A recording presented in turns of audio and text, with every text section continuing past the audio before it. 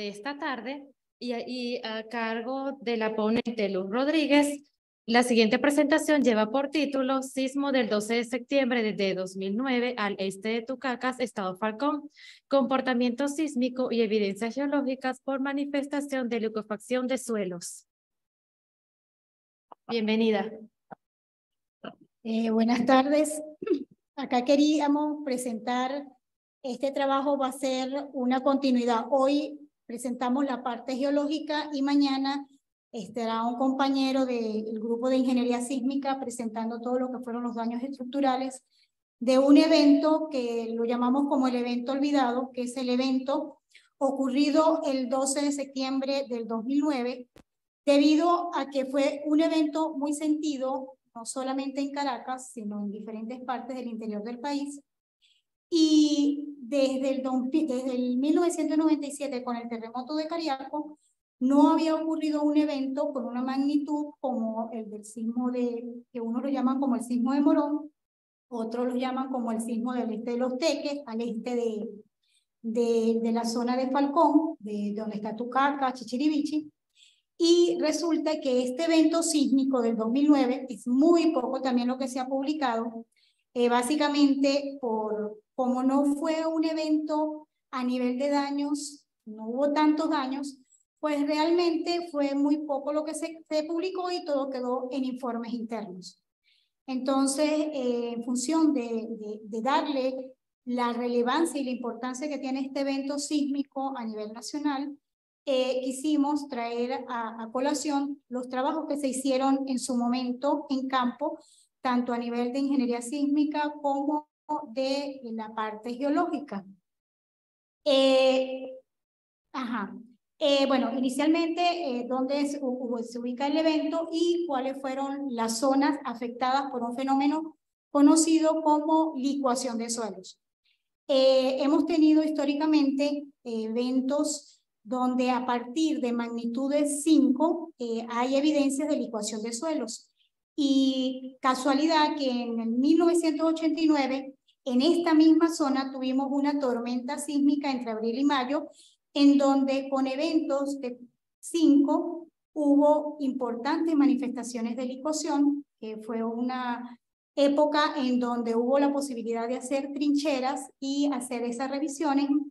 Y pasa la siguiente, entendiendo rápidamente que somos un país sísmico y que nos encontramos en una zona en donde, a pesar de que hoy en la mañana estábamos hablando básicamente de problemas de inestabilidades por lluvias, en el caso de los eventos sísmicos no ocurren todos los años como tenemos los problemas con las lluvias o con los deslizamientos. Entonces, si ya Tejerías es olvidado para muchos y hasta para los entes gubernamentales ya es olvidado y ocurrió hace escasos meses, imagínense qué pasa con los terremotos. Cuando ocurre un evento sísmico, todo el mundo tiene miedo y si ocurre un evento sísmico y lo sienten, empiezan, mira que ocurrió un evento, mira que nadie lo reporta, mira que esto. Pero en el momento, pero ya al día siguiente ya se les ha olvidado. Entonces, en este caso, el evento que le presentamos ocurrió, su epicentro está aquí, un evento en donde la característica principal es que fue muy corto. Si ese evento dura un poco más, hubiésemos tenido importantísimos daños en el estado Carabobo y en el estado Falcón. Entonces, pasa la siguiente. Acá es un evento con una característica también importante, que es su falla. La falla que genera este evento sísmico es netamente transcurrente destral, es decir, este-oeste. Su movimiento es una falla más o menos aquí. Aquí está el mecanismo focal con una característica muy parecida a las fallas que hemos tenido anteriormente o los sismos que hemos tenido anteriormente de eventos transcurrentes destrales. Entonces, pasa la siguiente. Acá les muestro una imagen en donde todos estos sitios que están acá, estos punticos verdes y amarillos que están acá, fueron sitios en donde se presentó el fenómeno de licuación. En algunos sitios el fenómeno de licuación fue muy importante, pero como no estaba poblado, por eso no hubo tantos daños. Y los daños a nivel de este fenómeno se observaron básicamente fue en la zona de Chichiriviche, que sí afectó varias edificaciones. Entonces, por eso lo llamamos el evento olvidado, porque es un evento que a pesar de tener una magnitud de 6.4, de ser un evento superficial muy sentido, los daños se concentraron básicamente en esta zona de acá. Aquí hubo algunos daños menores, pero básicamente de grieta. Y otra cosa importante, que eso se lo va a comentar mañana el ingeniero cuando estén hablando de la parte de daños, es que aquí en Caracas también hubo algunos reportes de daños. No voy a tocar eso porque eso se va a discutir mañana en la otra parte de sismología. Pasa a la siguiente. Entonces, cuando empezamos a hacer, ¿cuál es la característica que tienen los eventos sísmicos? Que en el caso de los fenómenos de licuación, hay que hacer la revisión en campo rápidamente, porque son fenómenos que si o llueve, pasa algo o viene una máquina, tapa todo y las evidencias desaparecen. Entonces, cuando ocurre un evento sísmico, lo primero que tenemos que hacer a nivel de geología o lo que son la parte técnica, salir a campo. Porque si tenemos rupturas de superficie, si tenemos estos fenómenos, si tenemos... En los deslizamientos la manifestación se ve un poco más en días, dura más tiempo. No sé si tienen ahorita memoria, que todos lo debemos recordar, lo que ocurrió recientemente en Turquía. Que en Turquía hubo infinidad de fenómenos geológicos. Tuvimos unas rupturas de superficie descomunales. Unas cosas que uno decía, wow, esto lo hace un evento, esto lo hace un terremoto. Y eso que ocurrió en Turquía nos puede ocurrir aquí porque ya ha ocurrido en el pasado. Y si ha ocurrido en el pasado, nos va a ocurrir en cualquier momento. Puede ser mañana, puede ser dentro de un año, puede ser dentro de 20 años. Porque hasta ahora no podemos decir el sismo ocurre exactamente tal día. Ojalá y pudiéramos pronosticar los terremotos. Pero hasta ahora sabemos que van a ocurrir, pero ¿cuándo? No sabemos. Entonces, casualidad que ese evento ocurre en una época en donde había muchísima gente en las playas, porque estábamos en plenas vacaciones. Y cuando nosotros hicimos el campo, encontrábamos a poco de gente, no, que por aquí hay unas cosas raras, y entonces ellos mismos, los mismos turistas, lo que nos decían, por aquí vimos unas cosas raras, y nos metíamos, y eran fenómenos de licuación en diferentes de los cayos de la zona del Parque Nacional Morrocoy, en donde hubo ese fenómeno.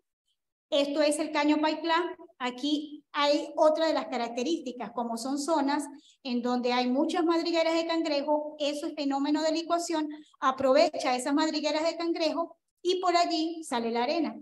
Pasa a la siguiente. Este es uno de los sitios en Chichiriviche en donde hubo, estos son las manifestaciones de licuación, es toda esta arena. Para el que no conoce qué es este fenómeno, en este caso el terreno se comporta como si fuera un majarete, como si fuera una gelatina. Y es precisamente por la pérdida de presión de poros en el momento de la solicitación sísmica. La onda, esa amplificación de esa onda en estos terrenos susceptibles a licuar, que tiene estas características de sedimento arenoso, y el nivel freático es muy cercano a la superficie, son zonas que en Venezuela muchas de las ciudades las tenemos asentadas sobre esto, porque las tenemos asentadas a lo largo de las costas y las tenemos asentadas a lo largo de valles de ríos. Entonces, ya hemos tenido estas evidencias con el terremoto del 1967. Mira, cantidades de eventos sísmicos, el terremoto de Cariaco del 97, muchos de los daños fueron por este fenómeno. Muchos de los daños mundiales son producto de este fenómeno. Pasa a la siguiente. Aquí vemos un volcancito. Son igual que ver un volcán, pero en micro. La misma morfología de un volcán, con su cráter, con sus varios cráteres, y a veces se combina, y eso hace de que esta combinación, si estamos en una zona de borde libre, se genera lo que llamamos lateral spread o relajamiento lateral, en donde hay una consecuencia de grietas. Entonces, aquí está, esto es otra zona, esto es la zona de Boca del Tocuyo, que También hubo diversidad, manifestaciones de licuación, pero en este caso los daños, a pesar de que había muchas manifestaciones en el terreno, como no estaban las zonas construidas, pues pasaron desapercibidas. Si hubiese estado construido, ahí sí que nos hubiese, bueno, que no hubiese pasado, pero la ventaja que tuvimos en ese caso fue eso. Pasa a la siguiente. Este es otro de los sitios en donde se cartografió los sitios con evidencias de licuación. Pasa a la siguiente. Y aquí, para esa época, se hicieron diversas calicatas y nos dimos cuenta de que varios de estos sitios en donde había sido afectados por licuación habían ocurrido anteriormente otras época de licuación en donde probablemente fue en el año de 1989 y se veía que lo que había hecho en el 2009 era reutilizar los conductos probablemente del año 1989. La siguiente, este es otro de los sitios, el Blanquillo, donde aquí se afectó las zonas de algunas paredes de una escuela. Pasa a la siguiente. Este es otro de los sitios en Boca de Mangle, en donde se ve las zonas por donde hubo el lateral spread. Pasa a la siguiente. Y con esto les comento acá, el sismo del 2009 viene a ser el evento con mayor reporte de daños en lo que va del siglo XXI.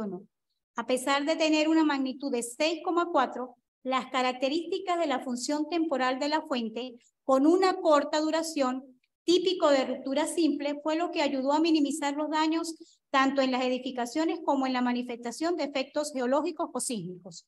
De los efectos geológicos inducidos permite concluir que los lugares más afectados son las poblaciones de Boca del Tocuyo y Chichiriviche, siendo este último el único lugar donde se produjeron daños en edificaciones con una relación directa por manifestación de licuación de suelos. Entonces, cuando se hizo las diferentes salidas de campo, acá para este evento sísmico se hicieron como 5 salidas de campo, se hizo un recorrido a lo largo, porque ¿qué pasa? Cuando ocurren eventos de una magnitud de 6,4, uno calcula que más o menos a lo largo más o menos de una distancia de unos 100 kilómetros debería de haber daños.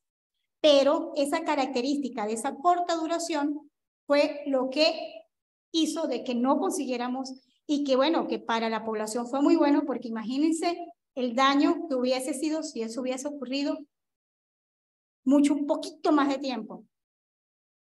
Entonces, muchísimas gracias por la presentación. La siguiente, agradecemos a todos estos que en ese momento estuvieron participando, a todos los departamentos que estuvieron participando en las investigaciones de campo. Desde la ULA también hubo algunos trabajos que también estuvieron haciendo y de allí es que seguimos enfocando la importancia de la microzonificación sísmica a nivel nacional en las principales poblaciones, porque con la microzonificación sísmica nos permite delimitar todos estos espacios susceptibles en caso de un evento sísmico y cuál es otra de las cosas que nosotros también siempre planteamos, que un terremoto no avisa, ni un terremoto tiene fronteras. Y un terremoto puede ocurrir en sequía como puede ocurrir en lluvia. Y si ocurre en lluvia, le vamos a sumar todas esas amenazas concatenadas de las cuales hoy en el día, en el transcurso de la mañana, se han estado comentando. Muchísimas gracias y disculpen que me tardé un poquito más. Muchas gracias. ¿Alguna pregunta?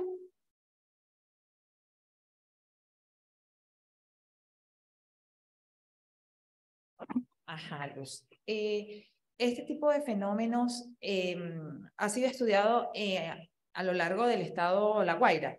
Disculpe que siempre se me pasa el estado La Guaira. Porque como evidentemente yo trabajo en el estado, me gustaría saber, y estamos haciendo estudios allí, por ejemplo, en el terremoto del 67, ¿cuántos eventos de estos, de repente si tú tienes alguna información relacionada al tema? ¿Por qué? Porque donde trabajo es una estructura de 1950 aproximadamente y tiene ese nivel freático muy alto. Entonces me preocupa. Bueno, a lo largo, por lo menos en el caso del terremoto del 67, la zona de Caraballeda, tuvo esta situación. En el lago de Valencia se presentó esto también, este tipo de fenómeno geológico que es el Lateral Express, también se vio en el lago de Valencia. Y fue un evento con una magnitud muy parecida al evento del 2009. Ahorita se está trabajando con la microzonificación sísmica del estado de La Guaira.